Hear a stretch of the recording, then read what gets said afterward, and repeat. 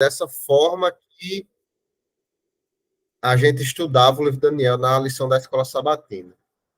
Aí eu não tinha a lição da escola sabatina. Eu lembro bem, me marcou essa semana, porque era o capítulo 3 de Daniel, esse capítulo que a gente vai ver hoje. E eu li o capítulo 3 de Daniel 6 vezes na semana. Eu li todos os dias. Todo dia eu não tinha lição, então todo dia eu li o capítulo 3 e tentava tirar algum entendimento do capítulo 3 de Daniel. Chegou o dia do estudo, lá na igreja, no sábado, na lição da escola sabatina, na sala de Alex, lá na frente.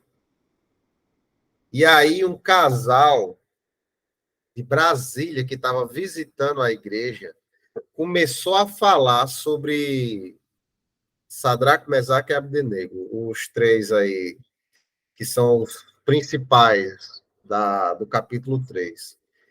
E o rapaz de Brasília, ele falou uma coisa sobre essa passagem do capítulo 3, que foi um negócio, assim, para mim, extraordinário. E eu pensei, poxa, eu li todos os dias o capítulo 3 de Daniel e não cheguei nem perto da compreensão que esse camarada teve desse capítulo. É impressionante. E aí eu até pensei comigo mesmo, pensei com Deus, eu gostaria de ter o conhecimento e essa capacidade de ver essas coisas nas escrituras sagradas, logo no começo, antes de me batizar lá na igreja. E aí hoje eu tenho a missão de passar o estudo de Daniel, né? E a gente aprender, e assim, eu digo, eu acho que Deus escutou o meu pensamento naquela manhã, porque... Ele escutou sua oração, querido. Pois é, Deus tem me revelado muita coisa através da sua palavra, e assim, eu acho que é obra do Espírito Santo mesmo, porque capacidade humana, quando eu lembro desse sábado lá, eu vi, rapaz, eu estou muito longe de conhecer as Escrituras Sagradas. E Deus vai nos dando sabedoria e conhecimento e vai nos capacitando a cada dia que passa.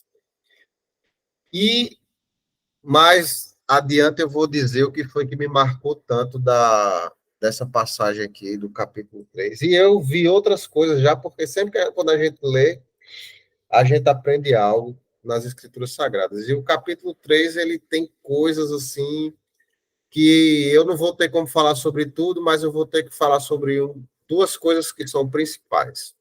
Então vamos lá, vamos começar. Pode passar o próximo slide.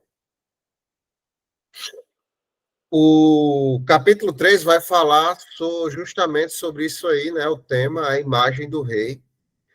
Para a gente ver a importância de estudar o livro da Bíblia em sequência, não estudar.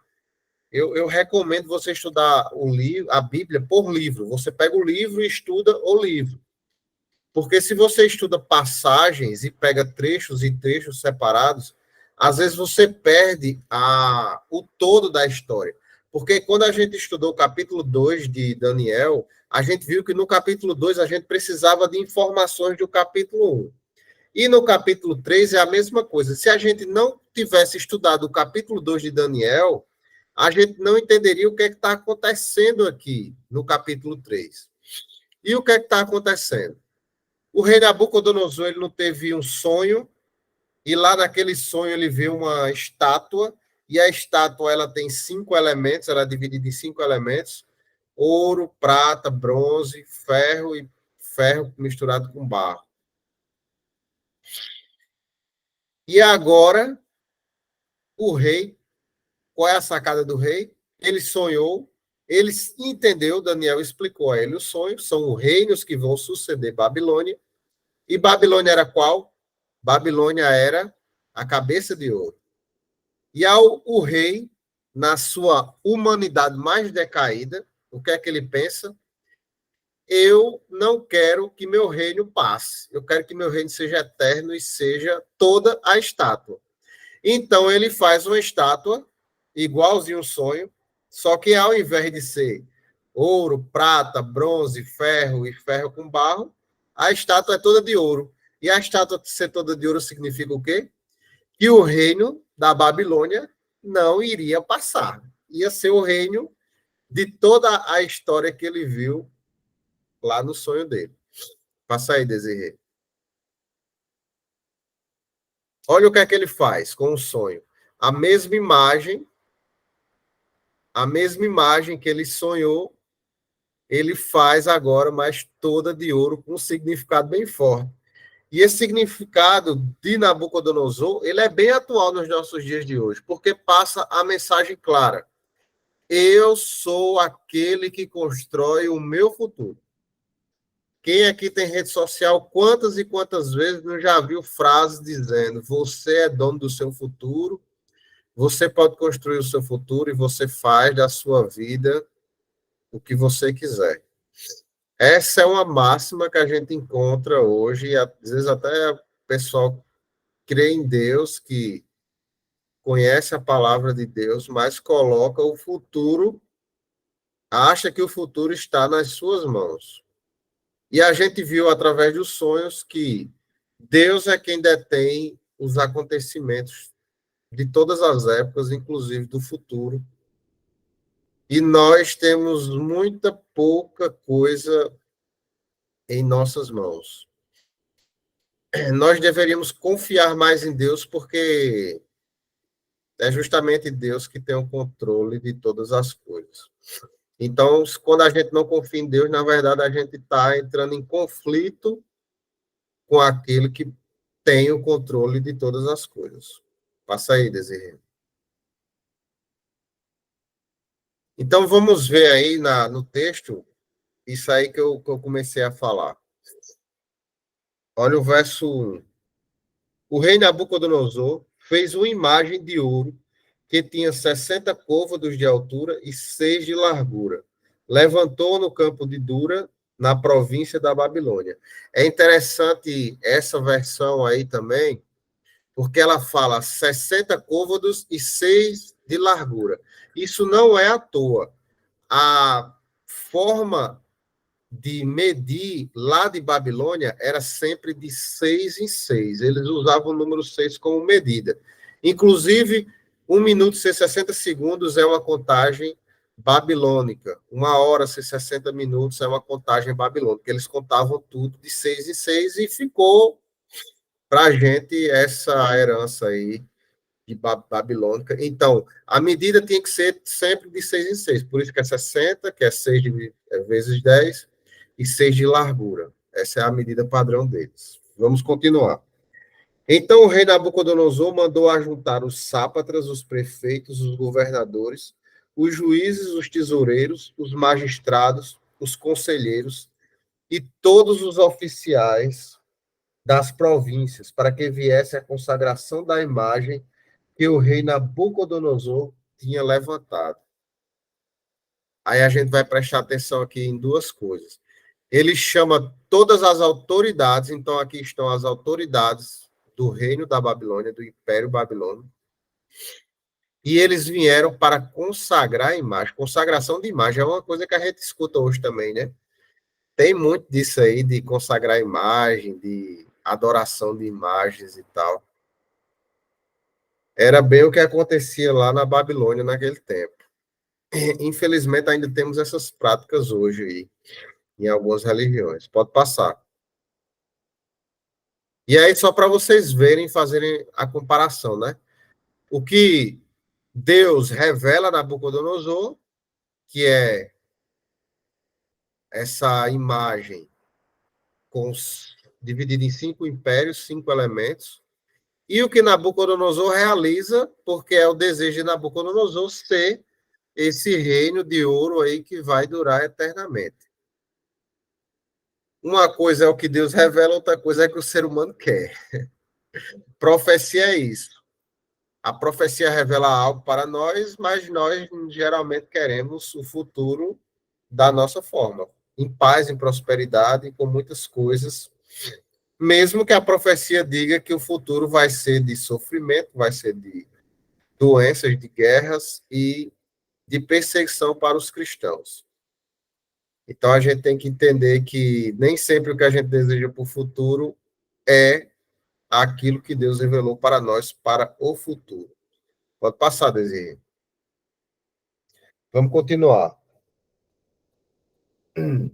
Vamos do verso 4, que eu já li o verso 3 aí, né? Nisto o arauto apregoava em alta voz.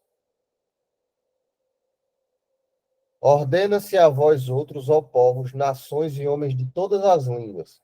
No momento em que ouvirdes o som da trombeta, do pífaro, da harpa, da cítara, do saltério, da gaita de foles e de toda sorte de música, vos prostrareis e adorareis a imagem de ouro que o rei Nabucodonosor levantou.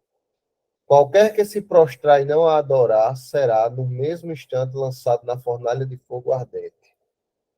Portanto, quando todos os povos ouviram o som da trombeta, do pífaro, da harpa, da cítara, do saltério e de toda sorte de música, se prostraram os povos, nações e homens de todas as línguas e adoraram a imagem de ouro que o rei Nabucodonosor tinha levantado. Vamos entender isso aqui também, porque é o seguinte. Aqui está representado todas as autoridades do Império Babilônico. É por isso que ele fala, olha como o Império de Nabucodonosor ele era grande.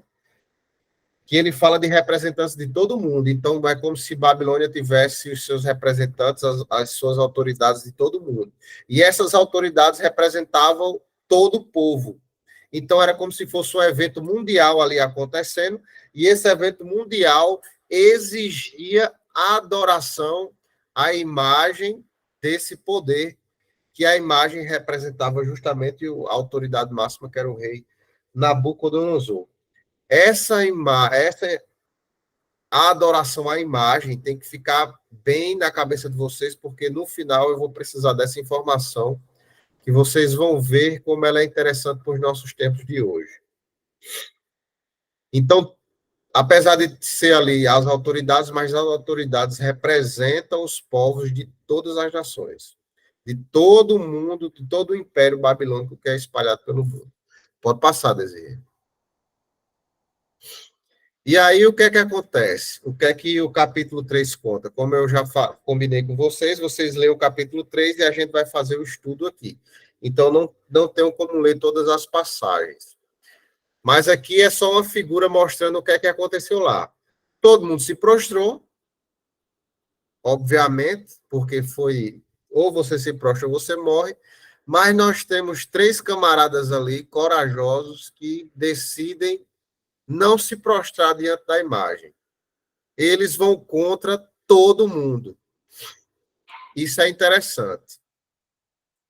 Nós vivemos num mundo assim que parece que quando todo mundo faz é certo. Mas uma minoria, uma pequena minoria resolve dizer, não é assim. A gente é muito adepto de aceitar, parece que a verdade só vale se a maioria das pessoas ou a totalidade das pessoas aceitarem aquilo como verdade. E nem sempre é assim. O mundo pode estar com uma grande mentira e você pode ser uma minoria que vai dizer, eu não acredito dessa forma, ou eu não vou viver dessa forma. Eu sei que esses 3 estão firmemente, decidem firmemente não se dobrar. Lembrança do capítulo 1, né? Mais uma vez, a vida deles está em jogo, e nessa vida em jogo, o que é que acontece? Eles colocam a vida em risco porque eles têm princípios que são mais importantes do que o que todo mundo está fazendo. Pode passar, Desirê. Então, a gente pula para o verso 12. E o que é que acontece no verso 12? É interessante no capítulo 2 que esses 3 aí, Sadraque, Mesaque e Abdenego, eles só estão nessa cena porque Daniel revelou o sonho ao rei, e ao revelar o sonho ao rei, o rei colocou Daniel como autoridade na Babilônia, e Daniel pediu para que os amigos também fossem colocados como autoridades na Babilônia. Então, eles só estão aí por causa dos eventos do capítulo 2, que foi o sonho lá revelado por Daniel. Então, eles se tornam autoridades, e por serem autoridades, aí é que o negócio fica mais complexo. Por eles serem autoridades, fica mais feio eles não adorarem o rei Nabucodonosor.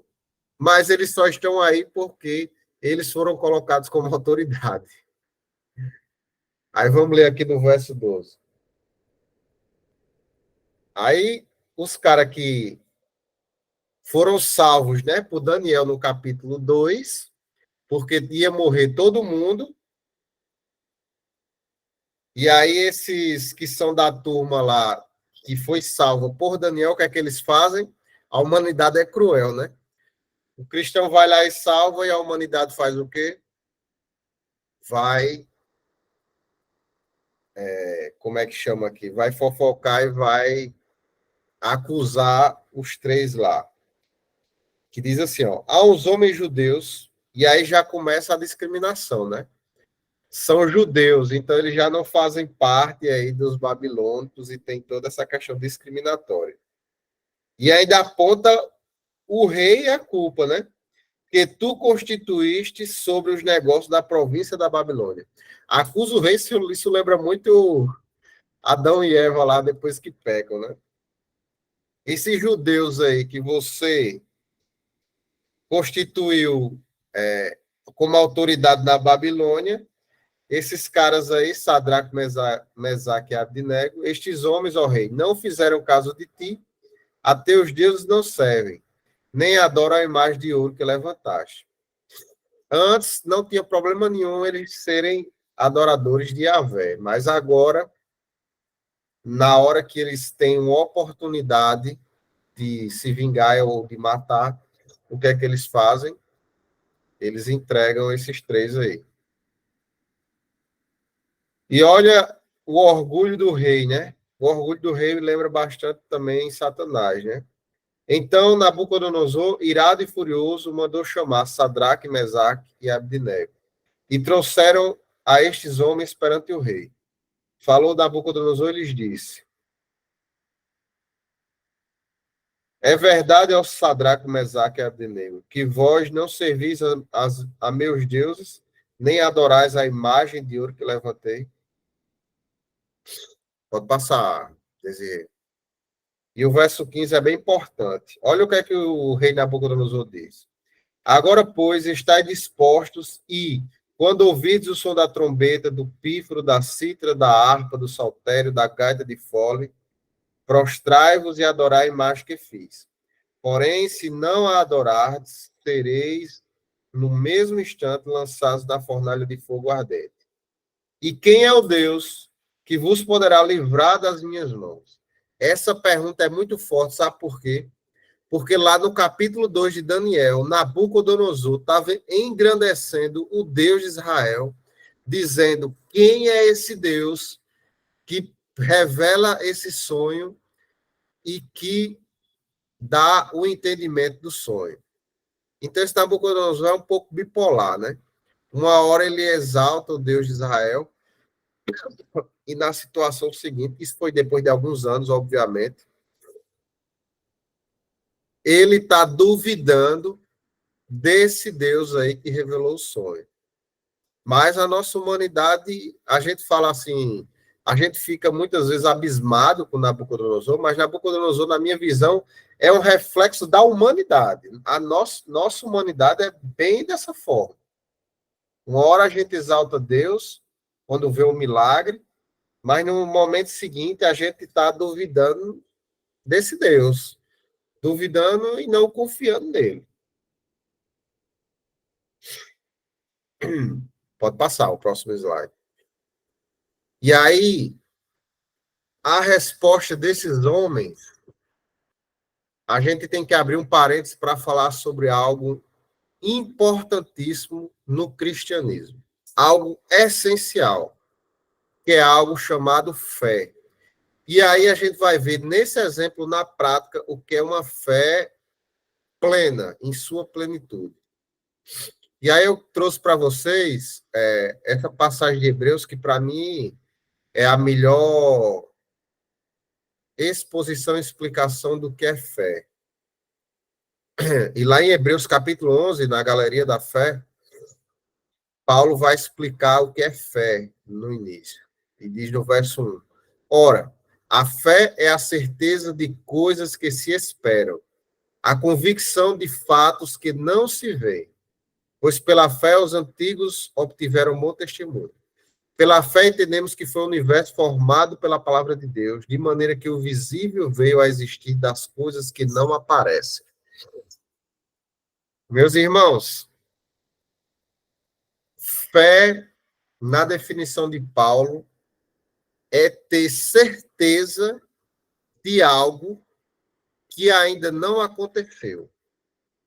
É ter certeza de algo que nunca aconteceu, mas é uma convicção de algo que você nunca viu, mas é convicto mesmo, é saber, é ter certeza de algo que não aconteceu. Uma certeza que nós temos, eu posso dizer isso hoje, é que amanhã vai, lá para as 5 horas, 5h15, vai ter sol. O sol vai nascer. É uma certeza que eu tenho hoje. Outra certeza que nós podemos ter é que nós todos aqui ou vamos morrer ou vamos ver Jesus voltar. Para quem não acredita na volta de Jesus, nós podemos dizer, uma certeza é que todos vão morrer. Todos irão morrer, é uma certeza. E viver tendo a certeza daquilo que a gente acredita é algo transformador na nossa vida. Na lição da escola sabatina da semana passada, foi dito uma coisa para mim que é extraordinário, que eu até escrevi aqui para falar para vocês. Uma cosmovisão só é mudada a partir de uma experiência pessoal. A gente pode falar várias coisas, eu posso aqui falar para vocês o que é fé, posso dizer várias e várias coisas, provar por A mais B, explicar nas escrituras sagradas e tal. Mas a forma de você ver as coisas, a forma de você viver, ela muitas vezes só pode ser mudada se você tiver uma experiência que transforme a sua forma de viver e transforme a sua forma de enxergar o mundo. E fé é isso. A fé faz com que você tenha uma forma de ver e de viver diferente. É por isso que também foi falado na lição da escola sabatina, que eu achei muito interessante, que cristianismo é um estilo de vida. Você não pode ser cristão só porque você diz que acredita em algo. Porque o que é a fé no cristianismo? A fé no cristianismo é você não só acreditar naquilo, mas é você viver de acordo com aquilo que você acredita. Como é que eu posso dar um exemplo? Se eu tenho plena certeza que Jesus vai voltar daqui a alguns anos, eu não posso viver no pecado, ou não posso viver como se Deus não fosse, como se Jesus não fosse voltar, ou como se Deus não existisse. Se eu não acredito em Deus, se eu não tenho fé em Deus, eu vou ter uma vida totalmente diferente do que uma vida de quem realmente acredita. E não é só crer, porque essa crença ela tem que mudar a sua forma de viver.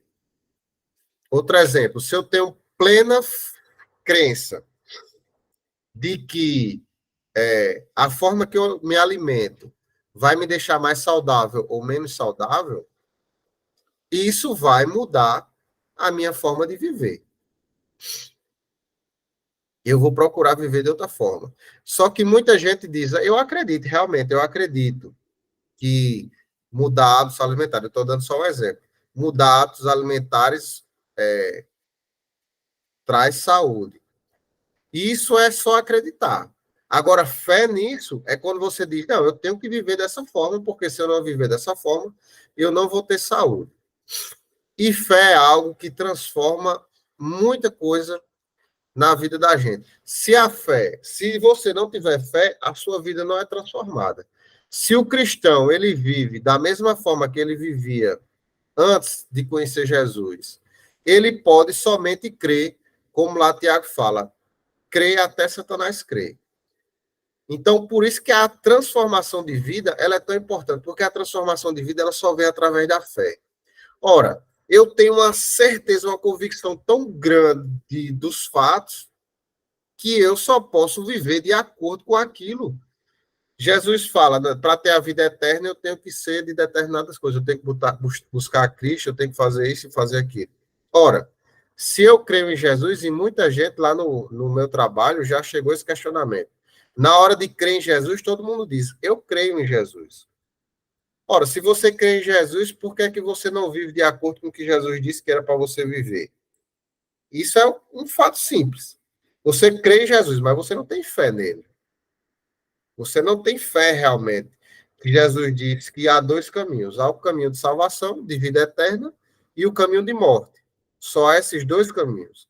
Se você não está no caminho de Jesus, você só pode estar automaticamente no caminho de morte. Se você não tem fé nisso, você acha que existe uma terceira via. Se você é como Nabucodonosor, você vai criar o seu próprio caminho e acha que vai ter vida eterna nesse seu próprio caminho. Então, a fé ela é fundamental na vida do cristão. E o cristão não precisa provar a fé. E a fé também não é medida. Mas a fé ela é observada. Como?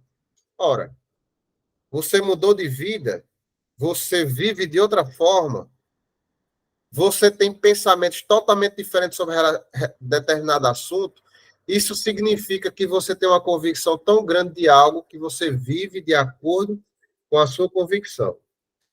E na prática a gente vai ver 3 homens que tinham verdadeira fé, plenitude de fé. É difícil falar sobre fé porque fé é algo que a gente não tem como mensurar, a gente só tem como dar alguns exemplos, mas a prática é a melhor forma de você identificar a fé.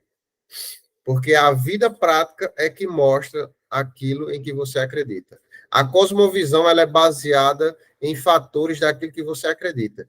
Tudo que você acredita, você vive de acordo com essas certezas que você tem na vida. Vamos passar ao próximo slide? E aí, olha a resposta que eles deram. Verso 16. Responderam Sadraque, Mesaque e Abdenego ao rei: Ó Nabucodonosor, quanto a isto, não necessitamos de te responder. Se o nosso Deus, a quem servimos, quer livrar-nos, ele nos livrará da fornalha de fogo ardente e das tuas mãos, ó rei. Se não, fica sabendo, ó rei, que não serviremos a teus deuses, nem adoraremos a imagem de ouro que levantaste. Esse trecho, ele sempre levanta coisas. E na época que eu vi a primeira vez, a primeira coisa que me veio à cabeça é: por que é que esses homens não se curvaram sem adorar a ele? Só se curvaram. Por que tanto orgulho dizer assim, eu não vou me curvar e nem vou adorar?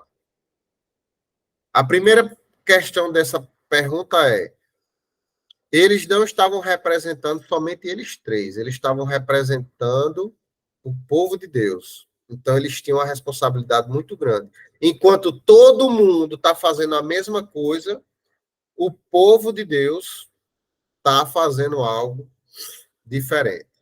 Então, não era só uma questão de se dobrar mesmo sem adorar. Porque muitos ali, eu tenho certeza disso, muitos ali se dobraram àquela imagem, mas não acreditavam naquela imagem, nem adoravam verdadeiramente aquela imagem. Só cumpriam ordens, porque ou você adora, ou você morre. Ou você se curva, ou você morre.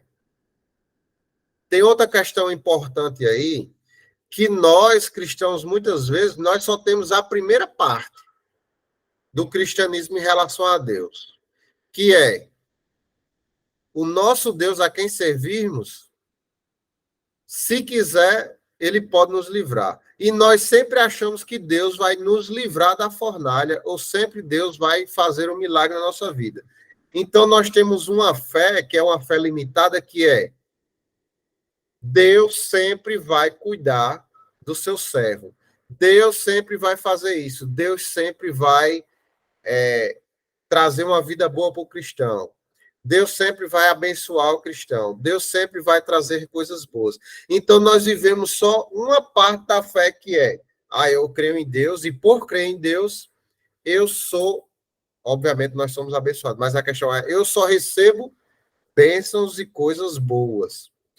Então nós vivemos uma fé que é assim, se Deus faz, aí legal. Se Deus não faz, você já começa o quê? A questionar a sua fé. É interessante isso, né?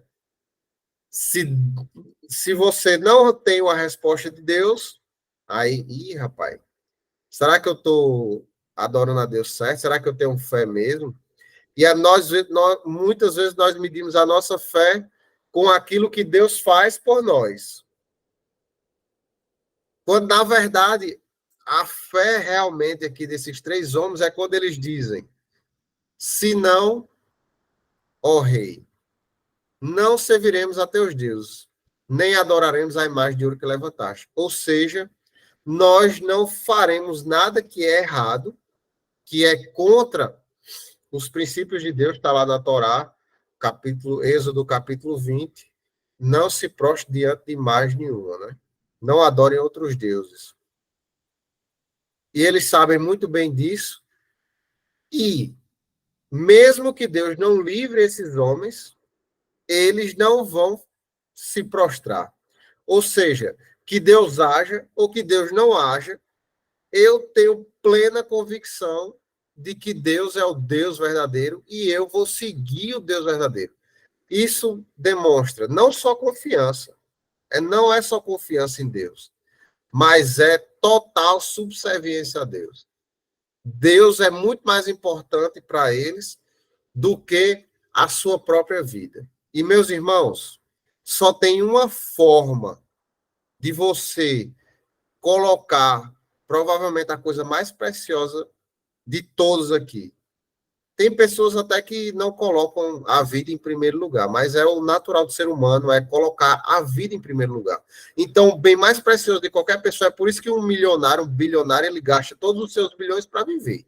Ele quer viver, porque é o que é mais precioso. É mais precioso que ouro e prata. Infelizmente, hoje tem pessoas que têm essa visão distorcida e não dá muito valor à vida, tira a própria vida, né? Mas, geralmente, o bem mais valioso de todos, acredito que o bem mais valioso de todos aqui é a vida. E só tem uma coisa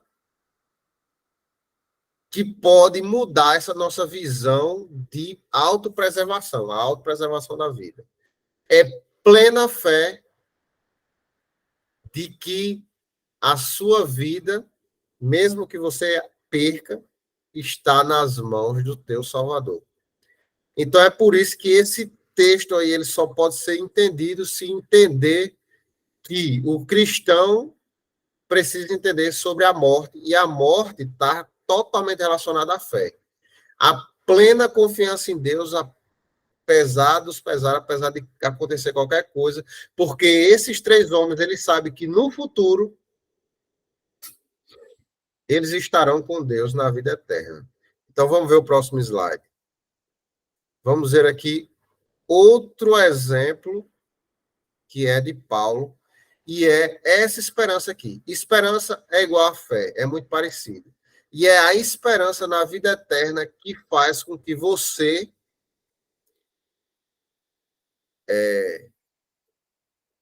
não tenha essa questão da autopreservação, de colocar a sua vida em primeiro lugar. É quando você tem a plena convicção, a plena certeza de que você tem um Deus que vai lhe dar uma vida eterna, apesar das coisas que acontecem aqui no mundo, inclusive a morte. E olha o que é que Paulo fala lá em 1 Coríntios, capítulo 15. Paulo fala que se nós não cremos na ressurreição e na vida eterna a partir de Cristo Jesus, nossa fé, nossa esperança, tudo está perdido. Então, isso aqui é fundamental para todos nós cristãos. Eu vou ler aqui para vocês. Ora, se é correto pregar-se que Cristo ressuscitou dentre os mortos, como, pois, afirmam alguns dentre vós que não há ressurreição de mortos? E, se não há ressurreição de mortos, então Cristo não ressuscitou. E se Cristo não ressuscitou, é vã a nossa pregação e é vã a nossa fé. E somos tidos por falsas testemunhas de Deus, porque temos asseverado contra Deus que ele ressuscitou a Cristo, ao qual ele não ressuscitou. Se é certo que os mortos não ressuscitam, porque se os mortos não ressuscitam, também Cristo não ressuscitou. E se Cristo não ressuscitou, é vã a nossa fé, e ainda permaneceis nos vossos pecados. E ainda mais, os que dormiram em Cristo pereceram. Se a nossa esperança em Cristo se limita apenas a esta vida, somos os mais infelizes de todos os homens. Meus irmãos, essa mensagem de 1 Coríntios, ela é muito forte.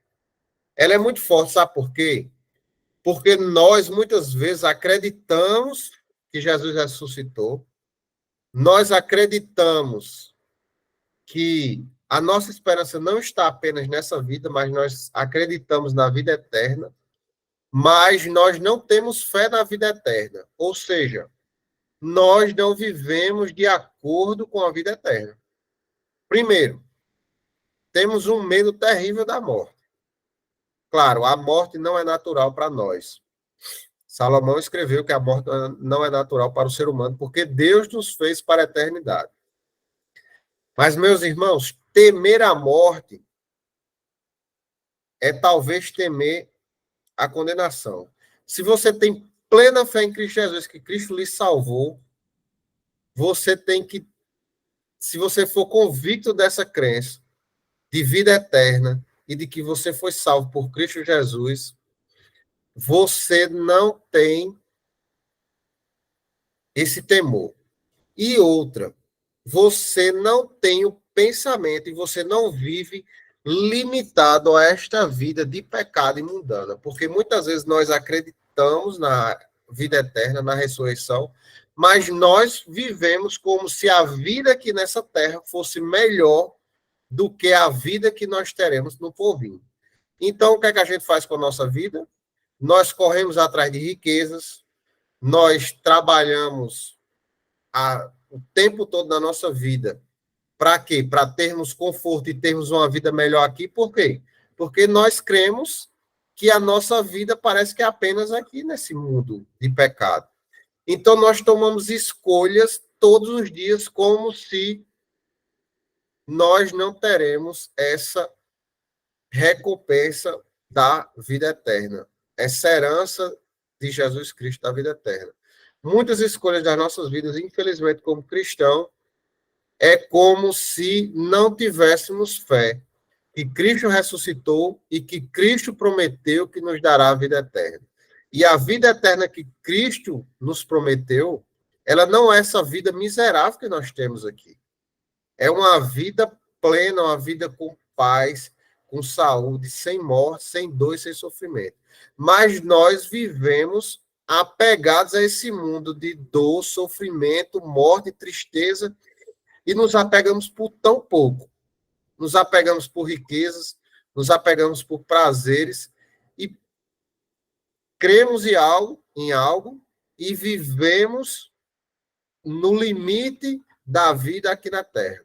Tememos a nossa vida, tememos fazer as coisas para Cristo, tememos, às vezes, deixar o trabalho um pouco de lado para servir ao Senhor. E nós vivemos sempre buscando algo aqui na Terra. Sonhos, sempre sonhos aqui terrenos, sempre sonhos aqui terrenos, sempre sonhos terrenos.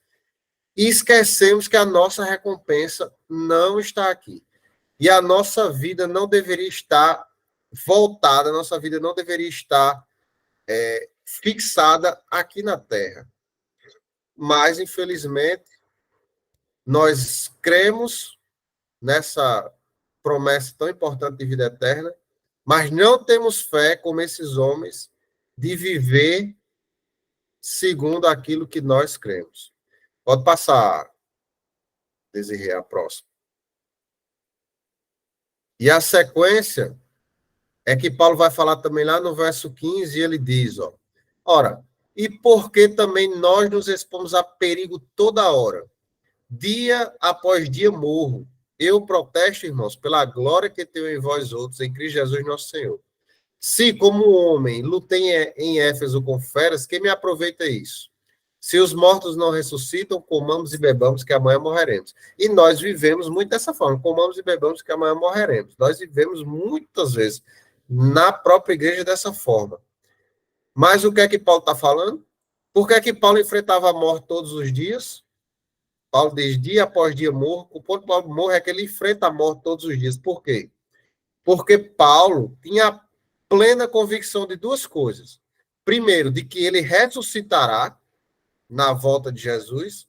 E segundo, porque ele é salvo em Cristo Jesus. Ele tinha plena convicção disso. Olha como é interessante. O Novo Testamento explica muitas coisas do Antigo.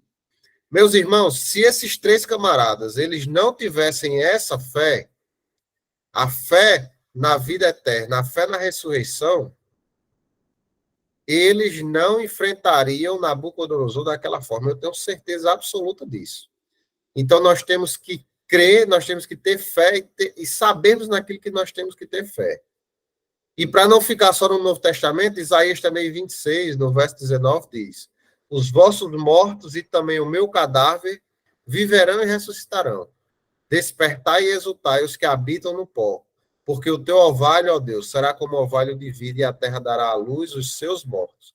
Então, eles conheciam as escrituras sagradas e eles sabiam no que criam. E eles criam na ressurreição e criam na vida eterna. É por isso que esses homens são capazes de enfrentar. Naquele dia lá na sala da escola sabatina, não foi falado na crença da vida eterna, é mais uma coisa que eu aprendi aqui. Mas falou sobre fé. E aquela fé que foi falada naquele dia me impactou bastante. Porque talvez o maior exemplo, ou um dos maiores exemplos de fé, está aqui contido nessa passagem desses três homens, que é crer apesar de Deus não fazer e não livrar eles. Eu creio apesar de Deus fazer ou não fazer. Eu vou crer em Deus. Então nós precisamos viver dessa forma.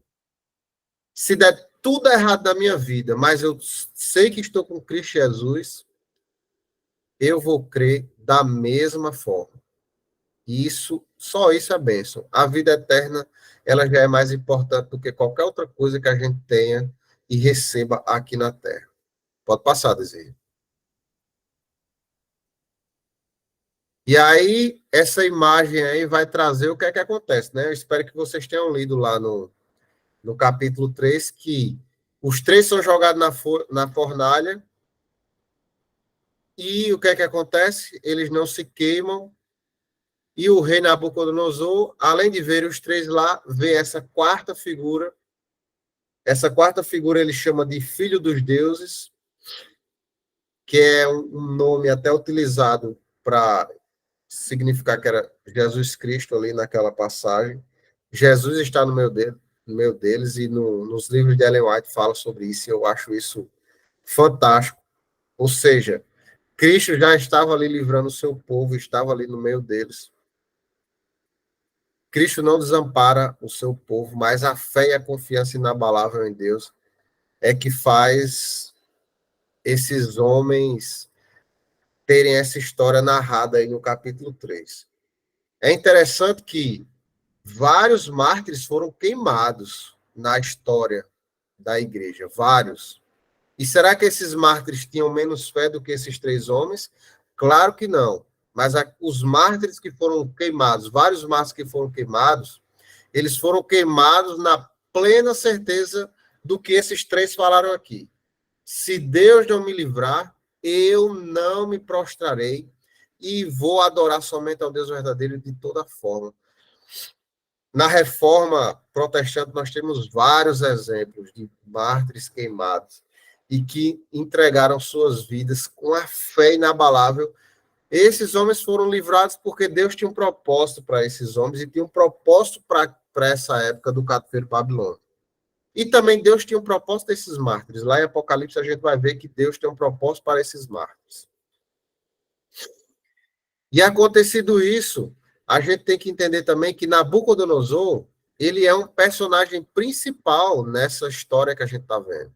Nabucodonosor representa o reino de Satanás, mas representa muito também a humanidade. E na humanidade, Nabucodonosor tem essa bela surpresa. Olha o que é que ele faz lá no verso 24. Então o rei Nabucodonosor se espantou e se levantou depressa e disse aos seus conselheiros: Não lançamos nós 3 homens atados dentro do fogo? Responderam ao rei: É verdade, ó rei. Tornou ele e disse: Eu, porém, vejo 4 homens soltos que andam passeando dentro do fogo, sem nenhum dano, e o aspecto do quarto é semelhante ao filho dos deuses. Então se chegou Nabucodonosor à porta da fornalha sobremaneira acesa, falou e disse: Sadraque, Mesaque e Abdinego, servos do Deus Altíssimo, sai e vinde. Então Sadraque, Mesaque e Abdinego saíram do meio do fogo. Passa aí, Desirê, o próximo slide. Verso 28. Falou Nabucodonosor e disse: Bendito seja o Deus de Sadraque, Mesaque e Abdinego, que enviou o seu anjo e livrou os seus servos, que confiaram nele, pois não quiseram cumprir a palavra do rei, preferindo entregar o seu corpo a servirem e adorarem a qualquer outro Deus, senão ao seu Deus. Portanto, faça um decreto pelo qual todo o povo, nação e língua que disser blasfêmia contra o Deus de Sadraque, Mesaque e Abdinego seja despedaçado e as suas casas sejam feitas em monturo, porque não há outro Deus que possa livrar como este. Então, o rei fez prosperar Sadraque, Mesaque e Abdinego da província da Babilônia. É interessante que o rei Nabucodonosor ele tem que ver milagres, viu? O homem, para se convencer, olha, é muita falta de fé. Mas, muitas vezes, a gente também é assim, a gente vê Deus operando coisas extraordinárias no mundo, na nossa vida, nas histórias aqui que a gente vê, e nós não nos convencemos. É por isso que eu falo, somente algo extraordinário na nossa vida que vai fazer com que a gente mude. E Nabucodonosor, no capítulo 4, ele vai passar por algo extraordinário, e aí ele vai mudar essa visão. Mas, por enquanto, é interessante que o rei Nabucodonosor, quando ele vê o milagre, ele exalta Deus, e isso foi importante. Por quê? Porque durante o cativeiro babilônico, quem estava sendo exaltado lá na Babilônia? Deus. Todos esses eventos, até agora, exaltaram o Deus verdadeiro. Mesmo no cativeiro babilônico, o Deus verdadeiro é exaltado através dos seus servos. E isso é muito importante. Mas essa história, meus irmãos, ela tem uma importância também muito grande para o nosso tempo de hoje. Porque essa história, ela é ilustrada. João, lá em Apocalipse, ele vai ilustrar, ele vai trazer essa história para mostrar como será o tempo do fim e a perseguição ao povo de Deus. Passa aí, Desirê. Eu coloquei até aí, ensaio para o tempo do fim. Essa história nós temos que ter bem claramente, porque no tempo do fim, se nós passarmos, nós vamos lembrar desses 3 homens, porque nós vamos ser testados como ele em nossa fé. Lá em Apocalipse 13, a besta que sobe da terra, em Apocalipse capítulo 13, ela vai fazer algo semelhante à Babilônia. Isso é muito interessante. Olha o que é que ela vai fazer, a besta que sobe da terra, que é um poder que vem no futuro, e olha o que é que ela vai fazer.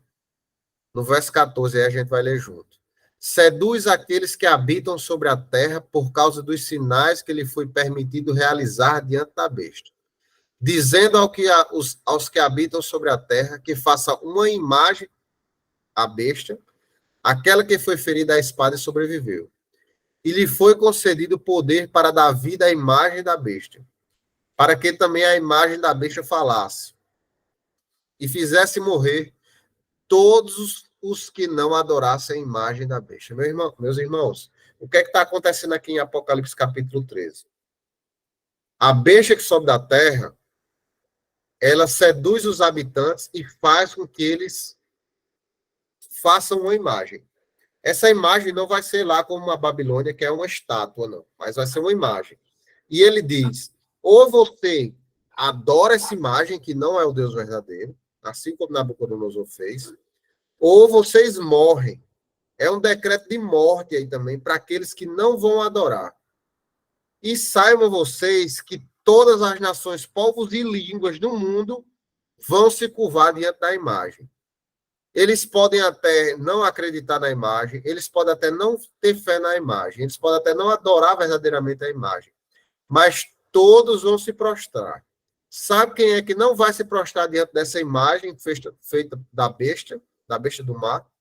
As únicos que não vão se prostrar diante dessas imagens são os verdadeiros servos de Deus que possuem essa fé aí. Essa fé de que Deus me livre ou Deus não me livre, eu vou continuar firme naquilo que eu creio. Eu vou continuar firme na esperança da vida eterna e não vou me curvar. E muita gente vai morrer. Lá no Apocalipse capítulo 17, eu não coloquei no slide, eu gostaria que vocês abrissem aí. Como é importante a gente estudar Daniel para a gente compreender o livro do Apocalipse. Essa besta que vai exigir adoração, ela se encontra também lá no capítulo 17 de Apocalipse. A partir do verso 13, do verso 3.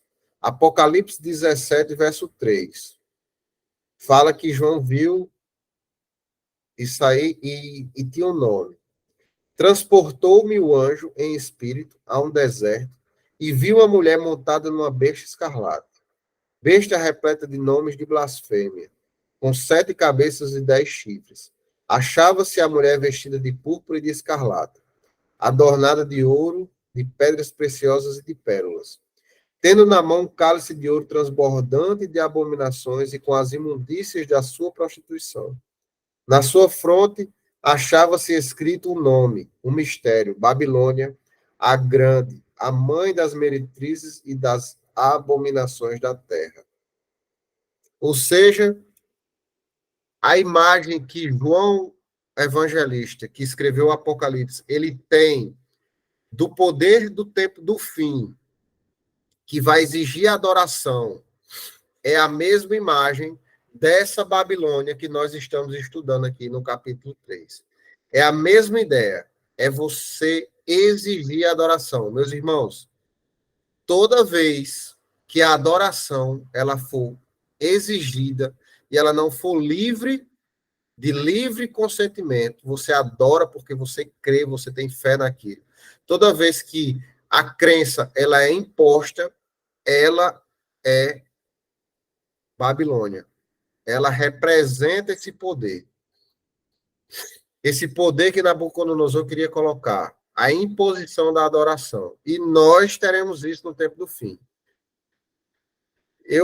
A minha oração hoje vai ser de que nós tenhamos a força, a confiança e a fé desses 3 homens, porque se Jesus estiver realmente muito próximo e nós estivermos vivos aqui na Terra, quando ele estiver muito próximo, esse poder se instalar aqui na Terra, nós teremos que tomar uma decisão igual a esses 3 homens. Ou a gente se prostra, ou a gente morre. Nós vamos ter que fazer essa escolha. Claro que se nós estivermos realmente no tempo do fim, Deus vai nos livrar da morte e nós veremos Jesus voltar nas nuvens do céu. Mas haverá essa perseguição e essa perseguição vai exigir adoração e essa exigência da adoração vai fazer com que a gente escolha entre viver adorando falsos deuses ou morrer na esperança da vida eterna.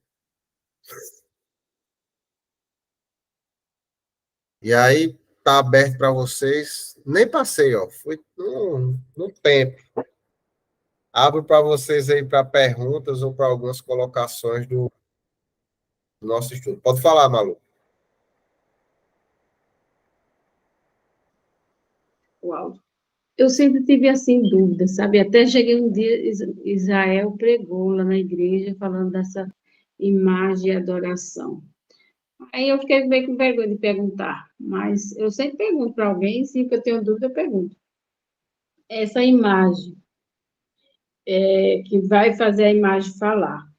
Isso é simbólico, porque eu vou dar um exemplo. Na Aparecida do Norte, Aparecida, no interior de São Paulo, eles fizeram, hoje a já está pronta, uma imagem gigante, quase maior do que o Cristo Redentor. Aí, então, a pergunta é, essa imagem vai falar, vai ter o poder do inimigo de falar, é simbólico, é real ou não? É simbólico. Agora, eu não vou explicar a simbologia dessa passagem do capítulo 13, porque eu vou deixar com o Mateus. Já chegou, Desirê, no capítulo 13, lá, o estudo de Apocalipse? Chegou sim. É porque Aí eu não estou fazendo estudo de Apocalipse. tem um Falou vídeo, não né? tá. É o mesmo. Tem um vídeo lá no canal de Desirê. O capítulo 13 está lá, Desirê? Tá sim. Aí você dá uma olhada lá no estudo de Apocalipse, capítulo 13, lá de Mateus. Ou Já então, passou para o capítulo 13? mas está gravado. Ou então a gente pode tirar essas dúvidas estudando aqui em particular, porque eu não vou dizer porque vai fugir do tema central, que é o livro de Daniel. Mas ali é uma linguagem simbólica e tem algumas explicações. No Grande Conflito também, Israel vai falar sobre isso, porque o livro do Grande Conflito, ele fala, e no livro do Grande Conflito ele explica essas simbologias do capítulo 13 de Apocalipse. É uma boa também você ler o Grande Conflito para dar uma clareada no entendimento. Aí eu estou acompanhando, eu já li o Grande Conflito uma vez, aí eu estou lendo de novo. Lá para depois da metade do livro tem uma explicação das simbologias do capítulo 13. Silvia, pode falar. Eita, amiga, agora eu fiquei em dúvida se eu podia pelo menos dar uma, assim, né, a minha opinião em relação à pergunta da moça. Sim, Mas, pode falar. Sim, pode falar. então, deixa eu falar. Toda a nossa vida, Deus, ele nos deixa livre para escolher. Então, qualquer coisa que vai surgir daqui para frente, porque eu achei a pergunta dela importante e achei importante a gente frisar essas questões, porque tem muita gente colocando assim, por exemplo, alguns amigos da igreja colocando nos grupos, quando vê uma informação sobre um chip, não sei o quê, então eles colocam como se aquilo ali fosse algo que A fosse marca. imposto, fosse a marca e fosse imposto, e que a gente não teria alternativa. Mas assim, gente, é uma questão de escolha.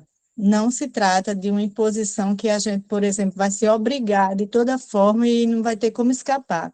Porque assim, não estaríamos fazendo, por exemplo, o que a gente quer, mas a gente estaria sendo obrigado. No fim de tudo, de todas as coisas, vai ter a questão da escolha mesmo. A gente até vai sofrer a penalidade, a gente tem até o risco de morte, mas é uma questão de escolha. Não vai, ninguém vai fazer coisas com a gente obrigatório, e a gente vai ter que fazer de todo jeito, e se não fizer, vai botar um remédio, vai ficar com a cabeça não sei como, e vai enfiar no corpo da gente algo. Não é bem assim. É como os meninos, como aconteceu lá com os meninos. Eles tiveram, foi imposto uma decisão e eles tiveram o direito de escolha. Então, eles escolheram a verdade. Então, nós também vamos ter o direito de escolha. E que Deus possa colocar no nosso coração o desejo de fazer a escolha sempre de estar ao lado dele, independente da preservação ou não da vida, porque estar ao lado de Jesus é a vida eterna, né? Nossa vida aqui ela é tão curta e passageira, e isso os meninos tinham arraigado no seu coração. Então, que a gente também tenha no nosso coração essa certeza de que a nossa passagem aqui ela é muito limitada para a gente perder a salvação por um breve momento. Amém. Verdade. Mais alguém? Pergunta? Ô, Marco, eu queria dizer assim, e essa estátua aí que ele teve o sonho e que ela representava eram os reinos, não é uma estátua em si que tem, para a gente confundir com as estátuas que são levantadas hoje em dia, não, né? Ela era só para representar os reinos que ia ter, que era a Babilônia, Medo e Persa, né? A Grécia, Roma. Então, ela era só simbólica. Para quem até não sabe, ela falou aí da estátua. Aqui pertinho, aqui, eu nem conhecia um tempo desse, eu fui e vi. A maior estátua católica, maior até do que o Cristo Redentor, é aqui perto, no Rio Grande do Norte. Eu acho que é Santa Cruz o lugar, a estátua Santa Rita, o nome. É a maior estátua católica que tem. Mas não é essa estátua, assim, né? Ali, no caso, ele estava mostrando os reinos, né? Que iam se seguir. A estátua que Nabucodonosor constrói, né? Também a representação do desejo que ele quer, né? Do orgulho dele, né? Que é o reino que ele quer para ele, né? Porque ele disse que ele era só a cabeça, mas aí ele construiu o corpo todo de ouro. A cabeça, na cabeça dele, ele achava que o reino dele era tão poderoso, realmente era um reino poderoso, mas para ele achava que era tão poderoso que nada nem ninguém poderia destruir. É isso? Exatamente.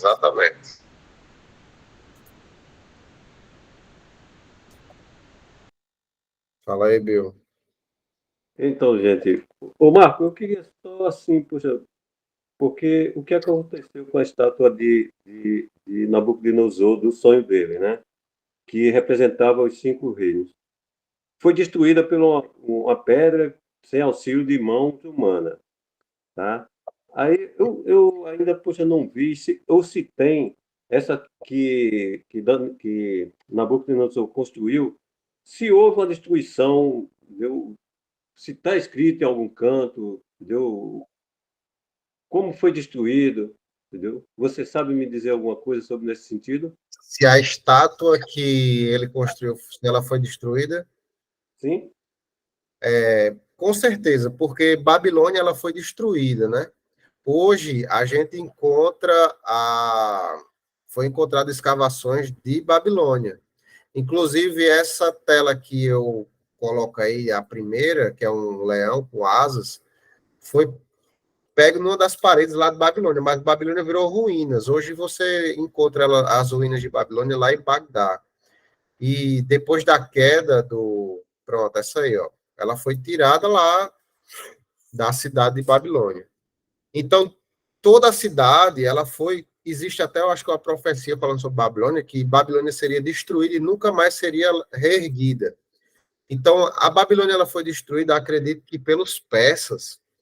Os persas destruíram a cidade de Babilônia e depois nunca mais a cidade foi reconstruída. Ela foi destruída lá e não voltou mais. Mas nessa estátua que Nabucodonosor construiu para que o povo adorasse, viu? Não tem canto nenhum como foi destruído. Então, é porque a ideia de Nabucodonosor é justamente isso. Deus revela o futuro para Nabucodonosor. E Nabucodonosor, ele quer controlar o futuro. Então, no futuro de Nabucodonosor, não tem pedra destruindo a estátua, não. A estátua vai lá reinar eternamente e ela que vai dominar os povos. Então, não tem pedra para destruir a estátua aqui. Porque a estátua de Nabucodonosor representa o desejo de Nabucodonosor e não a realidade dos fatos. Porque ele tem a realidade dos fatos no capítulo 2, porque isso é o que a profecia provoca em nós, humanidade. O que é que a profecia provoca na gente como seres humanos? A profecia me diz o que vai acontecer. E eu faço o que com isso? Ou eu aceito que a profecia é verdadeira e aquilo vai acontecer, ou eu vivo de acordo com a realidade que eu quero viver. Ora, se eu não quero crer que Jesus vai voltar, mesmo eu conhecendo a profecia, eu vou viver como? Como se Jesus não fosse voltar. Então, Nabucodonosor, ele entendeu o quê? Tá certo. Deus revelou o futuro, a profecia foi dada, terão outros reinos depois de mim, e depois desses outros reinos terá uma pedra que destruirá todos os reinos, mas a realidade que eu quero para mim é de eternidade, de um reino eterno todo de ouro, todo Babilônia. Entendi. Então, aí está o desejo. Eu ia dizer, não vai existir uma estátua literal, não. Essa estátua ele fez para ele, mas essa aqui do sonho não é uma estátua literal. Isso aí é uma estátua só simbólica, né? É claro, estou entendendo. Outra coisa, no caso dos mártires, dos reformadores, entendeu? No meu entender, eles foram muito importantes, tão quanto os três que se salvaram. Porque, através deles, o pessoal começaram, poxa, a seguir mais, entendeu? A nossa, poxa, religião, a nossa doutrina, entendeu? Então, os mártires que foram mortos, que foram os reformadores, eu acho que foram tão importantes quanto os três que, poxa, que se salvaram. Eu concordo, é isso mesmo. Os primeiros mártires cristãos, lá do primeiro século, do segundo século, a história até conta, o cristianismo foi construído ou cresceu através do sangue dos mártires. Então, o sangue dos mártires fez proliferar o cristianismo. Quanto mais mártir morria, mais cristão aparecia.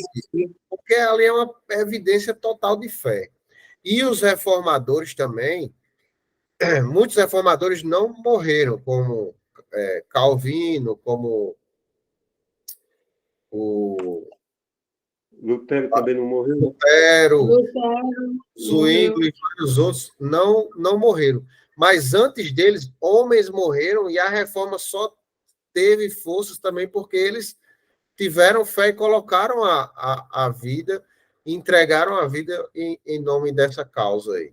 Então, esses mártires eles são importantes. E morrer por Cristo é extremamente importante. Aí a gente vê também Pedro, que morreu, vários apóstolos, quase todos os apóstolos, só João que não morreu de martírio, e outros discípulos de Jesus também que fundamentaram, ou seja, eles tiveram realmente fé, e essa fé fez com que eles vivessem na forma daquilo que eles acreditavam que Jesus ia voltar. Mas hoje, nós não vivemos muito nessa fé, porque a gente tem medo de tanta coisa, é um medo de morrer tão grande que parece que Jesus não vai voltar, não. Parece que vai ser só aqui na Terra mesmo. Até porque no Salmo 63 diz o seguinte, no versículo 3, o teu amor é melhor do que a própria vida, por isso os meus lábios exaltarão. Amém. Exatamente. Pode falar, Silvio. Então, amigo, às vezes eu fico pensando sobre essa questão dos mártires e do tempo atual. Mas, pela fé, eu acredito que a chuva seródia, ela está bem próxima de acontecer. Porque, assim, a gente vai para a igreja e, às vezes, a gente vê as pessoas tão distantes, pelo menos, assim, a nossa visão, né? Tão distante daquilo que Deus deseja, tão distante de fazer a vontade de Deus, tão cheio de si. Então, às vezes, a gente fica, assim, olhando e não vê muita, assim, esperança não, nas pessoas. Mas a Bíblia diz que nos fins dos tempos, esse grupo vai estar fortalecido. E pela fé, eu creio que a gente vai estar com um grupo, claro, um grupo pequeno, mas muito fortalecido no Senhor. E eu oro todos os dias para que Deus possa estar colocando no meu coração cada vez mais o desejo de fortalecer a mim mesmo e a todos ao meu redor. Não sei se estaremos lá, viu? Mas pela fé, eu até o último dia, até o meu último respirar, eu desejo estar proclamando a salvação em Cristo e a graça do Senhor. E preparada, né? É isso aí. Eu só queria acrescentar uma coisa. Isso que você fala também, isso serve para doenças também, sabe? Hoje eu vejo assim, quando alguém fala que está doente, as pessoas ficam, não, mas Deus vai curar, tem que ter fé que Deus vai curar. E se ele não curar, ele vai continuar sendo Deus, né? As pessoas ficam muito aflitas, né? Como se Deus não curasse é porque você não tem fé ou porque está faltando você fazer alguma coisa em especial. E assim, não é essa a questão, a questão é você está com Jesus ou não, na doença, né? Na doença ou na saúde, é um casamento, né? Na riqueza e na pobreza, e a fé tem que ser até o fim. Paulo fala, né? Tudo posso naquele que me fortalece. Pode falar, Malu. Não, eu só queria falar, eu não vou falar, eu vou falar o episódio. Às vezes aconteceu uma coisa comigo, há um tempo atrás, que eu sempre falei quando alguém, uma vez um pastor pregou, sobre a mulher do fluxo de sangue, né? E daí eu falei para o pastor na saída, eu fui essa mulher do fluxo de sangue, exatamente 12 anos. Aí, uma vez eu estava assim, estava bem terrível. Eu falei para Deus, Senhor, independente do resultado, independente do que está acontecendo aqui, eu continuo acreditando que o Senhor tudo pode. Foi assim, uma coisa, foi ruim, porque quando eu olhei para o chão, eu vi assim, tudo muito vermelho. Eu nunca tinha visto aquilo lá.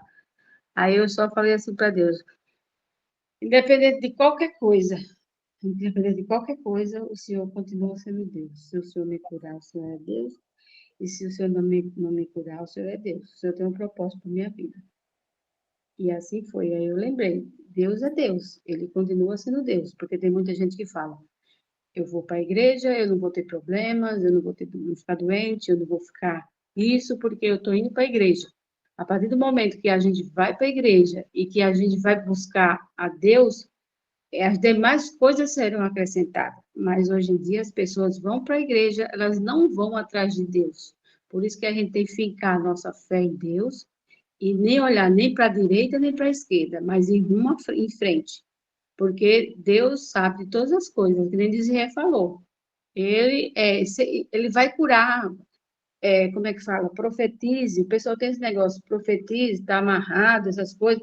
São os ditados que eles acham que Deus vai curar. E se Deus achar, não, eu não vou curar agora, não vai ser bom para você. Por que que você pede a cura definitiva? Eu não peço a cura definitiva, eu peço que Deus me cure todos os dias. Porque quem sabe, se Deus me curar definitivamente, eu posso me afastar, eu posso me achar. Então, eu nunca peço a Deus uma cura definitiva. Eu falo, me cure, Senhor, todos os dias. E assim é. Se Ele me curar, Ele é Deus. E se Ele não me curar, Ele continua sendo Deus. Amém. Vamos orar para encerrar? Vamos. Oremos. Senhor, nosso Deus, nosso bendito Deus, mais uma vez, Senhor, te agradecemos por esse estudo, te agradecemos porque nessa quinta-feira estamos aqui dispostos para abrir a tua palavra e aprender mais de ti. Senhor, eu quero te pedir, para mim e para todos os que estiveram aqui no nosso estudo e para todos aqueles que já passaram aqui pelo estudo, que o Senhor coloque em nossos corações, o Senhor nos dê essa fé, Senhor, essa fé inabalável. Que a gente possa estar com teu Santo Espírito, porque nós sabemos das dificuldades, nós sabemos que a nossa carne é atraída por esse mundo pecaminoso, mas que o Senhor nos dê plena convicção, a esperança da vida eterna, a esperança da ressurreição e a esperança de uma vida no porvir que não tem comparação com essa vida triste e pecadora que nós vivemos aqui, Senhor. Que o Senhor possa colocar no nosso coração a fé, essa fé plena que esses três homens tiveram, e que a gente enfrente a perseguição se ela chegar até nós, e que a gente enfrente as lutas e as dificuldades do nosso dia a dia, tendo plena convicção de que o Senhor é o nosso Deus e o nosso Salvador, independente das coisas que acontecem aqui por consequências desse pecado. O Senhor é aquele que veio para nos salvar e nos resgatar. E nós te oramos e te pedimos isso em nome de Jesus. Amém. Amém. Amém. Boa Amém. noite. Amém. Boa noite, pessoal.